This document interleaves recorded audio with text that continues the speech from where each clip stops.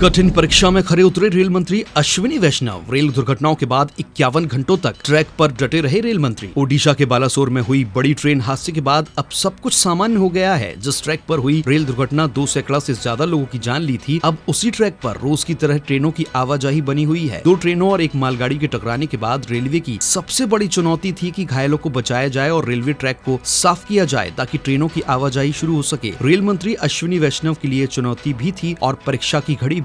Rail मंत्री हादसे की खबर मिलने के ही तुरंत बाद घटना स्थल पर पहुंचे और अपने काम में जुट गए। देश के रेल इतिहास में पहला मौका था जब कोई रेल मंत्री घटना स्थल पर तब तक मौजूद रहा जब तक कि रेलवे ट्रैक ट्रेनों के दौड़ने लायक नहीं हो गया। ऐसे समय पर जब पूरा देश इस ट्रेन दुर्घटना के बाद स्तब्ध था और विपक्ष उनके इस्तीफे मांग रहा था, ऐसे वक्त में उन्होंने इस्तीफा देने की बजाय ट्रेन हादसे के बाद राहत और बचाव कार्य को ज्यादा जरूरी समझा। रेल मंत्री अश्विनी वैष्णव रेल हादसे की सूचना मिलने के बाद मौके पर पहुंचे और पूरे 51 घंटों तक घटना स्थल पर ही डटे रहे। दुर्घटना स्थल पर पहुंचते ही उन्होंने मोर्चा संभाला और पूरी व्यवस्थाओं की कमान उनके ही हाथों में रही। बालासोर में हुए इस ट्रेन एक्सीडेंट में 280 लोगों की जान गई और 1000 से ज्यादा यात्री घायल हुए हैं। 51 घंटों तक अधिकारियों और कर्मचारियों को हौसला बढ़ाते हुए मौके पर डटे रहे रेल मंत्री ने तभी सांस ली जब ट्रैक बहाल होने के बाद इस पर से ट्रेन गुजरी। जब ये ट्रेन गुजरी तो उन्होंने हाथ जोड़कर ट्रेन को विदाई दी।